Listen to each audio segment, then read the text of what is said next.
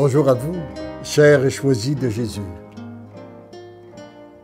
Aujourd'hui, dans le message 202 du premier volume, le Seigneur veut nous faire prendre conscience, me disait, plus tu me consacres du temps, plus rapidement tu deviens cet instrument que le Père désire.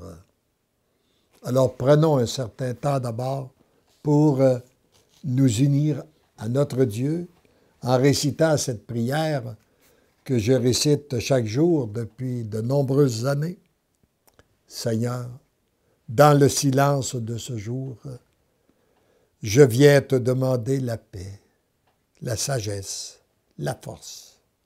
Je veux regarder aujourd'hui le monde avec des yeux tout remplis d'amour, être patient, compréhensif, doux et sage, voir au-delà des apparences tes enfants comme tu les vois toi-même, et ainsi ne voir que le bien en chacun. Ferme mes oreilles à toute calomnie. Garde ma langue de toute malveillance, que seules les pensées qui bénissent demeurent en mon esprit, que je sois si bienveillant, si joyeux, que tous ceux qui m'approchent sentent ta présence. Revêt-moi de ta beauté, Seigneur, et qu'au long de ce jour, je te révèle. Mon tout petit, tu es sur la voie de l'amour. Est-ce qu'il y a une voie plus importante qui peut mieux répondre à nos besoins, à nos aspirations de chacun de nous, que d'être sur la voie qui nous conduit à l'amour? Espère et persévère, car très bientôt, tu réaliseras ce que j'ai accompli en toi et ce que je veux de toi.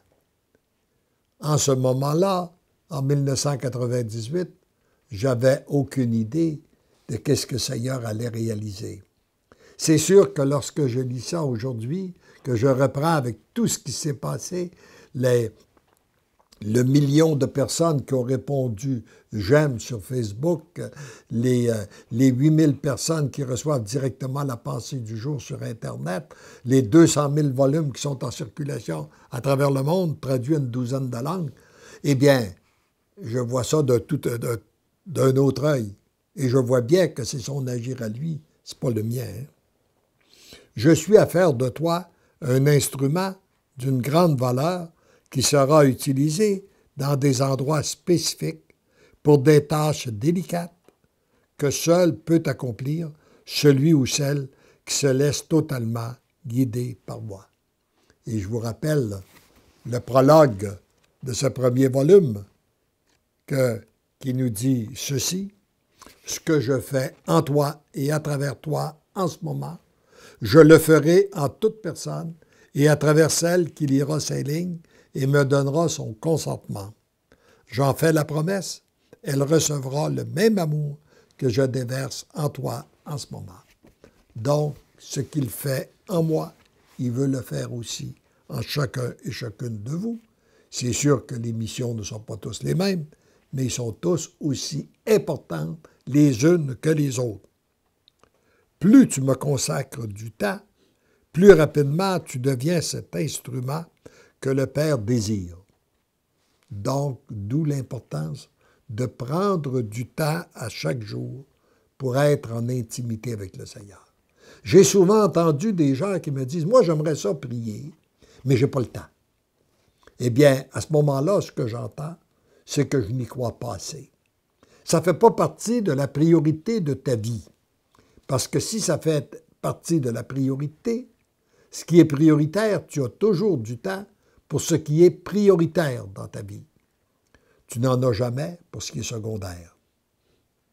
Et la personne qui dit « j'ai pas le temps de prier », elle a le temps, par contre, de manger, elle a le temps de regarder la télévision, elle a le temps de lire les journaux, elle a le temps d'aller sur Internet. Bon, donc, on a du temps pour ce qui est important, ce qui est prioritaire dans notre vie, mais on n'en a pas pour ce qui nous apparaît secondaire.